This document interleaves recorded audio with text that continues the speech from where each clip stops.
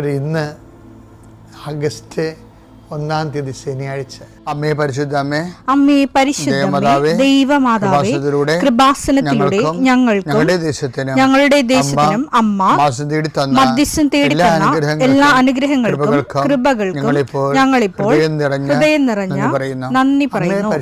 അമ്മേ പരിശുദ്ധമ്മേ ദൈവമാതാവേ, 2004 ഡിസംബർ 7-ാം തീയതി ഉച്ചകഴിഞ്ഞ് 2:30 കൃപാസനത്തിൽ സംഭവിച്ച അമ്മയുടെ പ്രത്യക്ഷപ്പെടലിനെ കുറിച്ച് തിരുസഭയ്ക്ക് സമർപ്പിച്ചിരിക്കുന്ന പഠനരേഖകളുടെ മേൽ സഭാത്മകമായ പഠനം ആരംഭിക്കുവാൻ ഞങ്ങൾ പ്രാർത്ഥിക്കുന്നു. അമ്മേ പരിശുദ്ധമേ, ഭൂസ്വർലോകങ്ങളുടെ രാജ്ഞിയായ അങ്ങേയ്ക്ക് ഭൗമസംരക്ഷണത്തിനായി പ്രപഞ്ചപ്രകൃതിയെ തന്നെ തിരുസഭ പ്രതിഷ്ഠിക്കുവാൻ ഈ പ്രത്യക്ഷീകരണം വഴി ഇടയാക്കണമേ. പരിശുദ്ധമേ, ജപമാല മാതാവേ, സകല കൃപാസനം പ്രാർത്ഥനയോടും ചേർത്ത് ഞങ്ങളിപ്പോൾ പ്രാർത്ഥിക്കുന്ന ഈ കുടുംബത്തിന്റെ പ്രത്യേക നിയോഗം പറ മക്കളെ.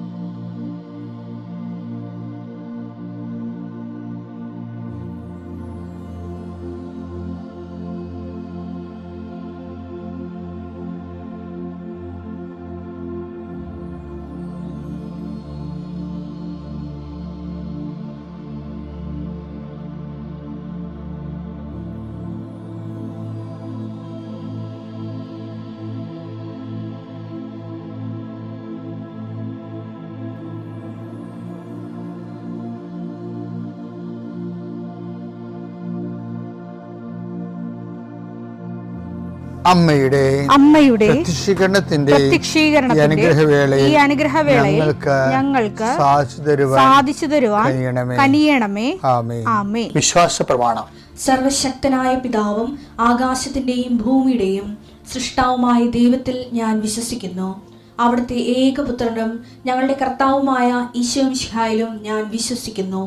ഈ പുത്രൻ പരിശുദ്ധാത്മാവിനാൽ ഗർഭസ്ഥനായി കന്യകാമറിയത്തിൽ നിന്ന് പിറന്ന് പൊന്തിയോസ് പീലാത്തോസിന്റെ കാലത്ത് പീഡകൾ സഹിച്ച് കുരിശിൽ തറയ്ക്കപ്പെട്ട് മരിച്ച് അടക്കപ്പെട്ട് പാതാളങ്ങളിൽ ഇറങ്ങി മരിച്ചവരുടെ ഇടയിൽ നിന്ന് 3-ാം നാൾ ഉയർത്ത് സ്വർഗത്തിലേക്ക് എഴുന്നള്ളി സർവശക്തിയുള്ള പിതാവായ ദൈവത്തിന്റെ വലതുഭാഗത്തിരിക്കുന്നു. അവിടെ നിന്ന് ജീവിക്കുന്നവരെയും മരിച്ചവരെയും വിധിക്കുവാൻ വരുമെന്നും ഞാൻ വിശ്വസിക്കുന്നു. പരിശുദ്ധാത്മാവിലും ഞാൻ വിശ്വസിക്കുന്നു. വിശുദ്ധ കത്തോലിക്കാ സഭയിലും പുണ്യവാന്മാരുടെ ഐക്യത്തിലും പാപങ്ങളുടെ മോചനത്തിലും ശരീരത്തിന്റെ ഉയർപ്പിലും നിത്യമായ ജീവിതത്തിലും ഞാൻ വിശ്വസിക്കുന്നു. ആമേൻ. സുഖസ്ഥനായ ഞങ്ങളുടെ പിതാവേ, അങ്ങയുടെ നാമം പൂജിതമാകണമേ. അങ്ങയുടെ രാജ്യം വരണമേ. അങ്ങയുടെ തിരുമനസ് സ്വർഗത്തിലെ പോലെ ഭൂമിയിലും ആകണമേ. അന്നു വേണ്ടുന്ന ആഹാരം ഇന്ന് ഞങ്ങൾക്ക് തരണമേ. ഞങ്ങളോട് തെറ്റ് ചെയ്യുന്നവരോട് ഞങ്ങൾ ക്ഷമിക്കുന്നത് പോലെ ഞങ്ങളുടെ തെറ്റുകൾ ഞങ്ങളോടും ക്ഷമിക്കണമേ. ഞങ്ങളെ പ്രലോഭനത്തിൽ ഉൾപ്പെടുത്തരുതേ, തിന്മയിൽ ഞങ്ങൾ രക്ഷിക്കണമേ. ആമേൻ. നന്മ നിറഞ്ഞ മറിയമേ, സ്വസ്തി. കർത്താവ് അങ്ങയുടെ കൂടെ സ്ത്രീകളിൽ അങ്ങ് അനുഗ്രഹിക്കപ്പെട്ടവളാകുന്നു. അങ്ങയുടെ ഉദരത്തിൻ ഫലമായി ഈശോ അനുഗ്രഹിക്കപ്പെട്ടവനാകുന്നു. പരിശുദ്ധ മറിയമേ, തമ്പുരാന്റെ അമ്മേ, പാപികളായ ഞങ്ങൾക്ക് വേണ്ടി ഇപ്പോഴും ഞങ്ങളുടെ മരണസമയത്തും തമ്പുരാനോട് അപേക്ഷിക്കണമേ. ആമേൻ. കർത്താവേ, നിന്റെ ഉന്നതമായ നാമത്തിന് സ്തോത്രം ചെയ്യുന്നു. കർത്താവേ, നിന്റെ വിശുദ്ധ പൗരോഹിത്യത്തെ മഹത്വപ്പെടുത്തണമേ. കർത്താവെ, സഭയിലുള്ള സാന്നിധ്യം പ്രകടമാക്കണമേ. 40 വർഷം ഞാൻ അർപ്പിച്ച കൃപാന്റെ യുഗതിയാണ്. കൃപാസ്ഥാനത്താറെ ജീവനോടെ പ്രത്യക്ഷപ്പെട്ട മാതാവിന്റെ മാധ്യസ്ഥ ഇന്ന് ഉത്തരവാദിത്തങ്ങളിലേക്ക് പോകുന്ന എല്ലാവരെയും ഞാൻ ഈശ്വര നാമത്തെ ആസ്വദിക്കുന്നു.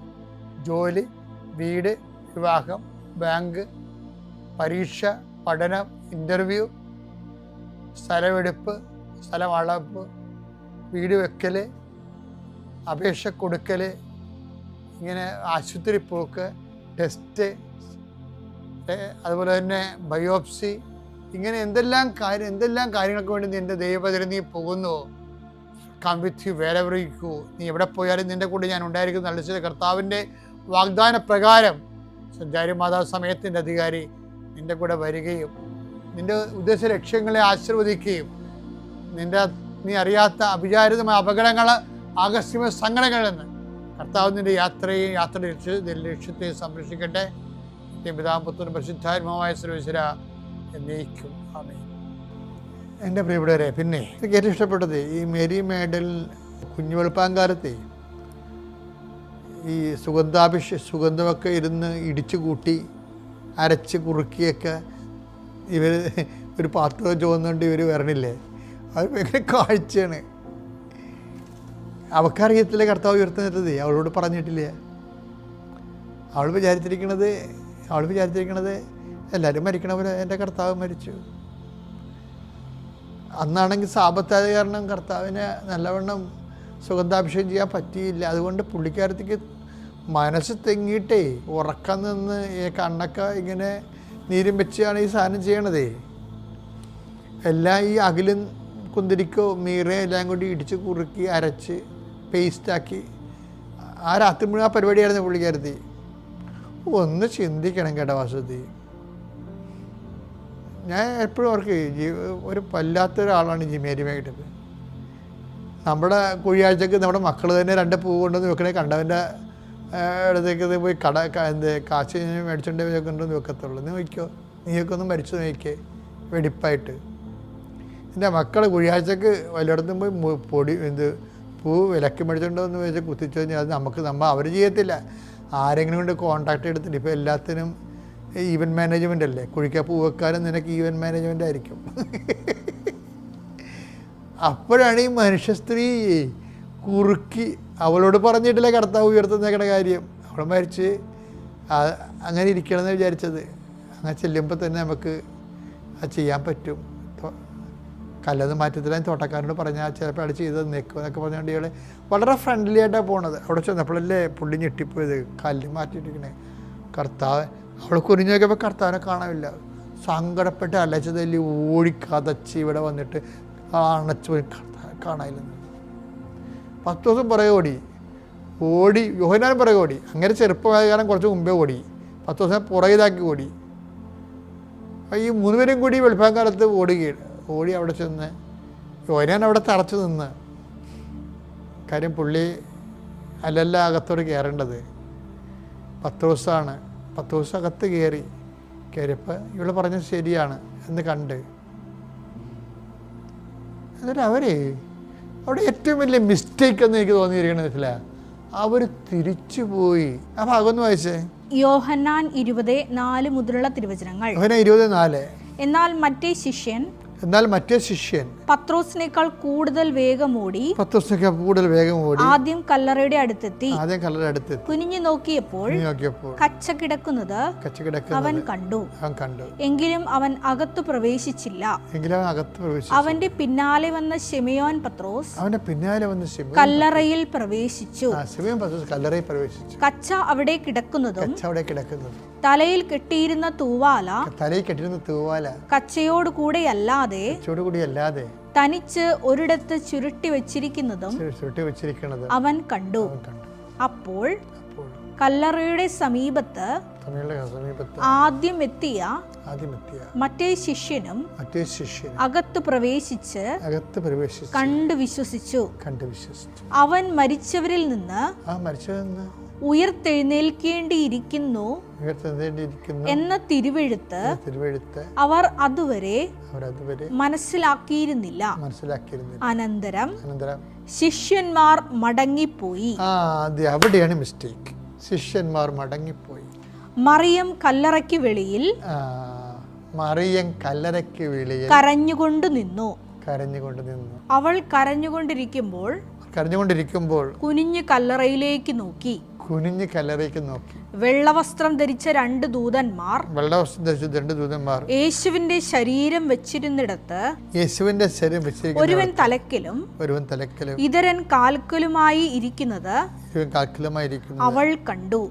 അവർ അവളോട് ചോദിച്ചു, സ്ത്രീയെ എന്തിനാണ് നീ കരയുന്നത്? അവൾ പറഞ്ഞു, എന്റെ കർത്താവിനെ അവർ എടുത്തുകൊണ്ടുപോയി. ഇത് കണ്ട. അതായത് ഈ ബോഡി ചീർത്തതാണെന്നും ഡെഡാണെന്നും 3 ദിവസം കഴിഞ്ഞ ഒരു മൃതശരീരമാണെന്ന് അവൾക്കറിയാം. പക്ഷെ അവൾ കരഞ്ഞുകൊണ്ട് നിന്നിട്ട് ചോദിക്കണത്, മറ്റു രണ്ടുപേരും പോയി അവളിലേക്ക് ഒന്ന് മടങ്ങിപ്പോയി. എന്നിട്ട് അവൾ മടങ്ങിപ്പോകാതെ നിന്നുകൊണ്ട് ചോദിക്കണത്, എൻ്റെ കർത്താവിനെ അവർ എടുത്തുകൊണ്ട് പോയി. അവർ അവനെ എവിടെയാണ് വെച്ചിരിക്കുന്നത് എന്ന് എവിടെയാണ് വെച്ചിരിക്കുന്നത് എനിക്കറിഞ്ഞുകൂടാ. ഇത് പറഞ്ഞിട്ട് പുറകോട്ട് തിരിഞ്ഞപ്പോൾ യേശു നിൽക്കുന്നത് അവൾ കണ്ടു. എന്നാൽ അത് യേശുവാണെന്ന് അവൾക്ക് മനസ്സിലായില്ല. കരഞ്ഞിരിക്കണ കാരണം ചിൽപ്പാലുകൾക്കുള്ളിലൂടെ അത് മനസ്സിലായില്ല. യേശു അവളോട് ചോദിച്ചു, സ്ത്രീ എന്തിനാണ് നീ കരയുന്നത്? നീ ആരെയാണ് അന്വേഷിക്കുന്നത്? അത് തോട്ടക്കാരനാണെന്ന് വിചാരിച്ച് അവൾ പറഞ്ഞു, പ്രഭോ, അങ്ങ് അവനെ എടുത്തുകൊണ്ട് പോയെങ്കിൽ എവിടെ വെച്ചു എന്ന് എന്നോട് പറയുക, ഞാൻ അവനെ എടുത്തുകൊണ്ട് പോയിക്കൊള്ളാം. ഇതാണ് സംഭവം. ഇതെന്ന് വെച്ചാൽ ഇതിനേക്കാൾ വലിയൊരു സാക്ഷ്യമില്ല. കർത്താവിൻ്റെ ശരീരം 70 കിലോയാണ്, 140 റാത്തല്. ഈ റാത്തല് ഇങ്ങനെ ചീർത്തിരിക്കണ ശരീരം അവൾക്കറിയത്തില്ലല്ലോ കർത്താവ് ഉയർത്തി നിൽക്കുന്ന അവൾ പറഞ്ഞിട്ടുമില്ല. അത് കേട്ട ആൾക്കാരുണ്ട്. 4 പ്രാവശ്യമാണ് 10 ദിവസം കൊണ്ട് പറഞ്ഞത് താൻ ഉയർത്തി നിൽക്കുമെന്ന്. പക്ഷെ അയാൾ മടങ്ങിപ്പോയി, അങ്ങേര് മടങ്ങിപ്പോയി. ഈ ഉയർത്തി നിൽപ്പിനെ കുറിച്ച് ഒന്നും കേട്ടിട്ടില്ല. കേൾക്കാത്ത ആൾ പറഞ്ഞതെന്താ അറിയാവോ? എൻ്റെ കർത്താവിനെ അവ എടുത്തുകൊണ്ട് പോയി. എവിടെയാണ് വെച്ചിരിക്കണമെന്ന് എന്നോട് പറയുക, ഞാൻ വന്ന് അവനെ എടുത്തുകൊണ്ട് പോയിക്കൊള്ളാം. കാര്യം ഇത് സുവിശേഷത്തിലെ ഏറ്റവും വലിയൊരു സാക്ഷ്യമാണ്. എന്ന് വെച്ച് കഴിഞ്ഞാൽ നമുക്കൊരു അടയാളം കിട്ടണില്ല. നമ്മൾ ആശിച്ചും പ്രാർത്ഥിച്ചും ഒക്കെ കരുതുന്ന ആൾ കൈവിട്ടു പോയി. എന്നിട്ടും അയാളത് അറിയണമില്ല, കേൾക്കണമില്ല നമ്മൾ കാണിക്കുന്ന സ്നേഹപ്രകടനങ്ങൾ. എന്നിട്ടും അവൾ അതിന് ഒരു റിട്ടേൺസും ഇല്ലാതെ ഇതിൻ്റെ അകത്ത് മുതൽ മുടക്കാൻ തയ്യാറായി. സാക്ഷ്യ ജീവിതം എന്ന് പറഞ്ഞാൽ എന്താണെന്ന് അറിയാമോ? ഒരു വരുമാനവും കാണാതെ മുതൽ മുടക്കാൻ കഴിയുന്നതാണ് സാക്ഷ്യ ജീവിതം. ഒരു വരുമാനവും കാണാതെ മേരി മാഗ്ഡലിൻ ആൾ മരിച്ചു എന്ന് അറിഞ്ഞിട്ട് പോലും അവളൊന്ന് എൻ്റെ കർത്താവെന്ന് വിളിച്ചല്ലോ. അതാണ് ഏറ്റവും വലിയ കാര്യം. പിന്നെ എന്താണ്, ഞാൻ എടുത്തുകൊണ്ട് പോകാമെന്ന് പറഞ്ഞില്ലേ, അതിൻ്റെ റിസ്ക് ഞാൻ എടുത്തോളാമെന്ന്. നമ്മൾ മരിച്ചു കഴിഞ്ഞാലും നമുക്ക് വേണ്ടി റിസ്ക് എടുക്കുന്നവരുണ്ടെങ്കിലേ അവരാണ് നമ്മുടെ യഥാർത്ഥ ആത്മമിത്രങ്ങളെന്നും ബന്ധുക്കളെന്ന് പറയുന്നത്. നമ്മൾ മരിച്ചു കഴിഞ്ഞാൽ നമുക്ക് റിസ്ക് എടുക്കുന്നുണ്ട്. മേരി മാഗ്ഡലിൻ അതിൻ്റെ ഒന്നാം സാക്ഷിയാണ്. ക്രിസ്തുവുമായിട്ട് നിൽക്കുമ്പോൾ ഈ ടെസ്റ്റിൽ നമ്മൾ ജയിക്കണം. ഈ ടെസ്റ്റിൽ 10 ദിവസം തോറ്റു, മടങ്ങിപ്പോയില്ലേ, അത് തോൽവിയാണ് ശരിക്കും പറഞ്ഞാൽ.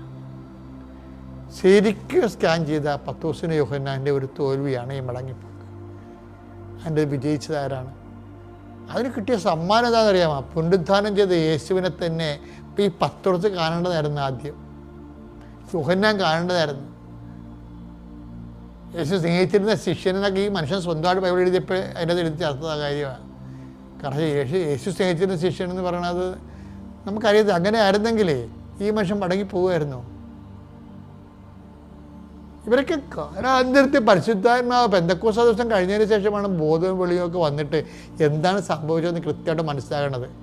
പരിശുദ്ധാത്മാവ് വരുന്നതിന് മുമ്പ് എന്താണ് സംഭവിച്ചത് മനസ്സിലാക്കിയ ആളാണ് മേരി മാഗ്ഡലിൻ. അവൾ എൻ്റെ കർത്താവ് എൻ്റെ ദൈവം എന്ന് തോമസ് വിളിക്കണ മുമ്പ് ആദ്യം വിളിച്ച ആരാണ്? എൻ്റെ കർത്താവിനെ എടുത്തുകൊണ്ട് പോകുന്ന മേരി മാഗ്ഡലിനാണ്. അപ്പോസ്തലനേക്കാൾ വലിയ സാക്ഷ്യമാകാൻ നമുക്ക് കഴിയും. ഓർക്കുക, പിതാവിൻ്റെയും പുത്രൻ്റെയും പരിശുദ്ധാത്മാവിൻ്റെയും നാമം.